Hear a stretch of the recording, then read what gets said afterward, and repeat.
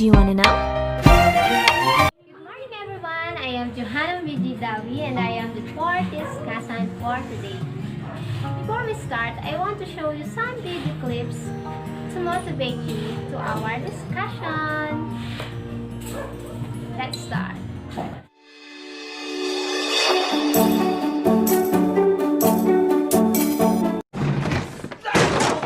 What are you gonna do now? Are you gonna hit me to show me how much you love me? Don't worry, I can't be bothered.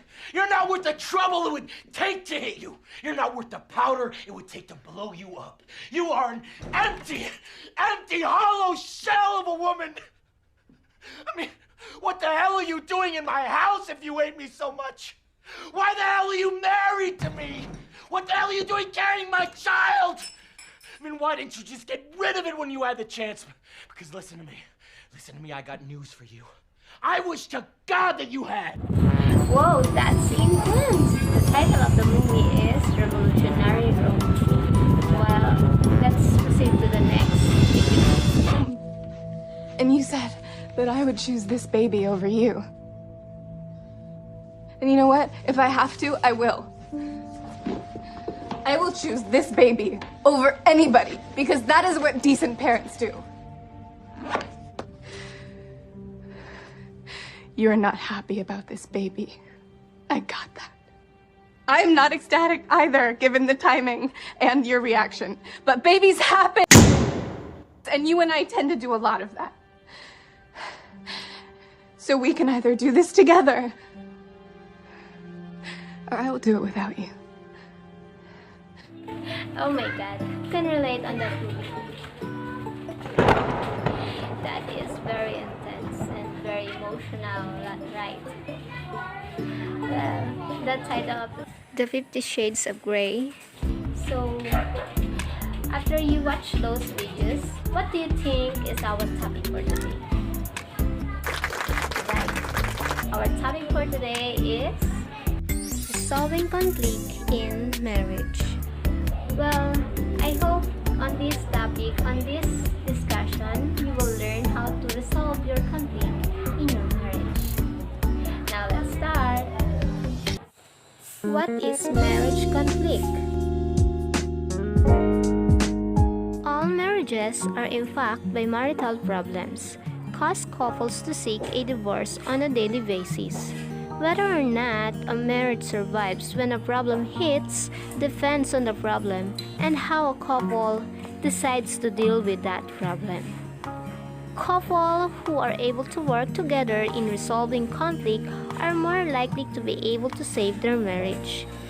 Couples who lack the proper conflict resolution skills may find themselves in divorce court or for problems that could have easily been solved. What are the major conflicts in marriage? Money problems. Most couples argue over bills, debt, spending, and other financial issues. How you decide to deal with money problems in your marriage will determine whether those problems has a negative or positive effect on your marriage. Number 2 is children. The discipline, the diet, and other parenting issues can be sources of disagreement between couples. A child is the number one stressor in a marriage and can accentuate differences in beliefs on issues like how to discipline, who is responsible for most of the child care, or what educational options to choose. Number 3 is sex. Frequency, quantity, quality, and infidelity are all common sources of stress and disharmony in a marriage. Withholding sex to punish a spouse breaks the marital bond. Cheating on a spouse destroys trust. Sex can be a huge issue when it comes to undoing the vows you took. Sex is wonderful until it isn't anymore.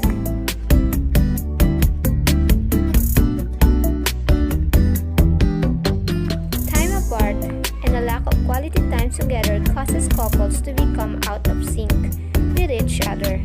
Having shared interests and activities you participate in on a regular basis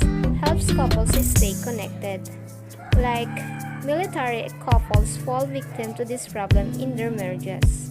Enduring long deployments and constant temporary assignments away from home, couples have to have a special bond for a marriage to last.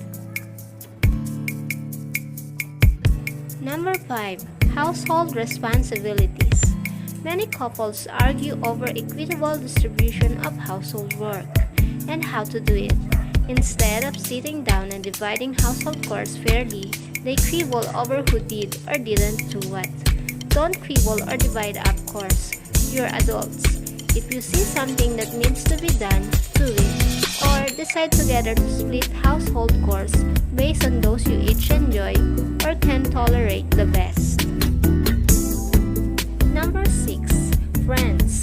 Not all friends are helpful to relationships. Some of them are toxic. Be sure you know the difference between a friend who will enhance your relationship and one who will break it down. Number 7. The irritating habits. Many people are married to someone who has one or more habits they find undesirable. For example, my ex never got angry with me. I asked him once why and told him there had to be things I did that irritated him. He responded by telling me he loved everything about me.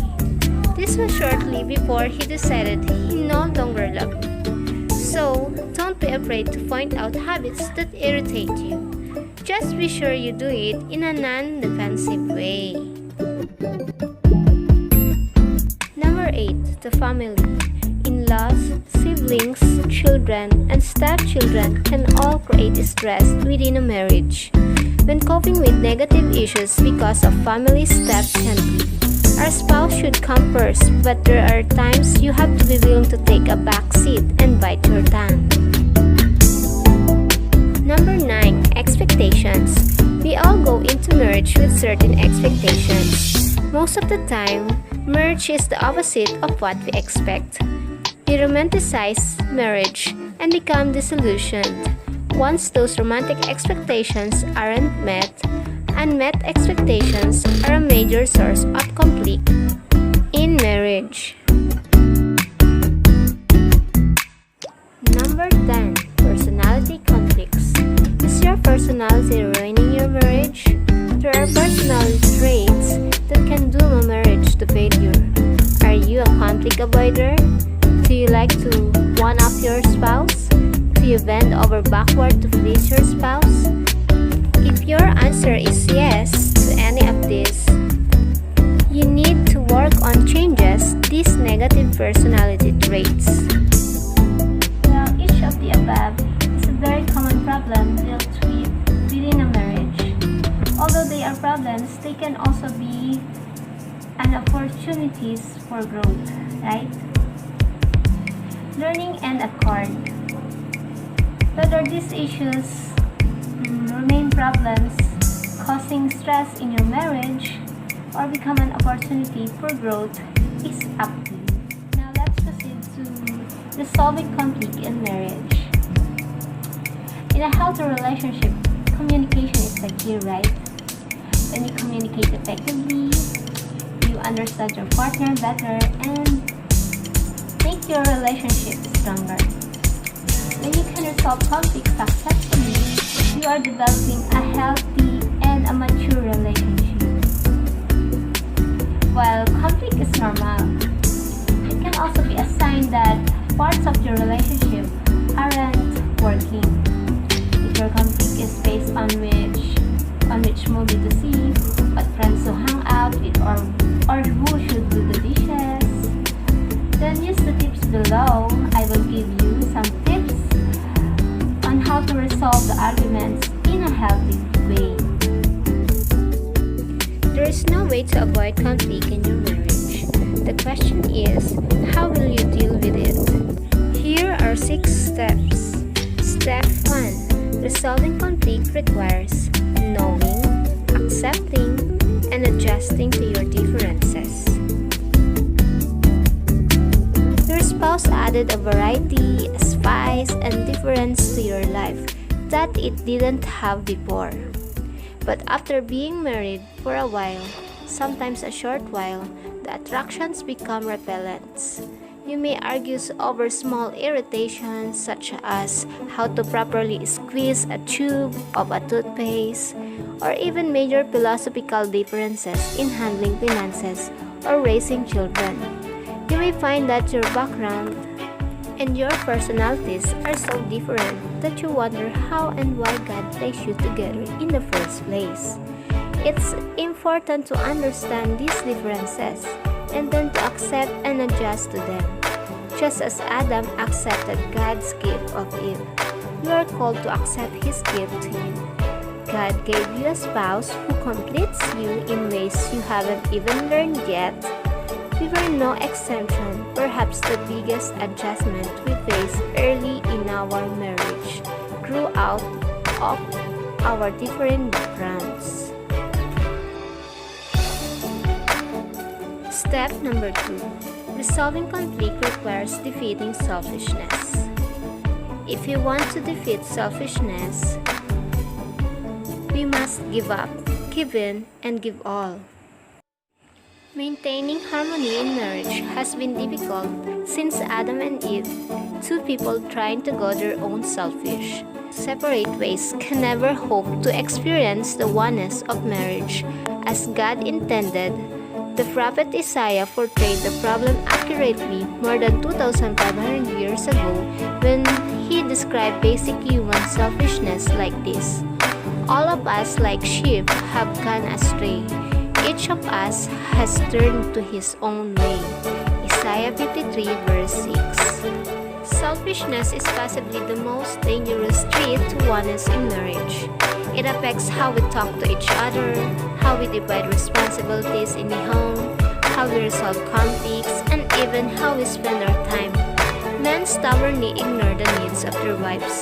They prefer fishing or hunting or playing golf or even spending an extra hour or two of the office.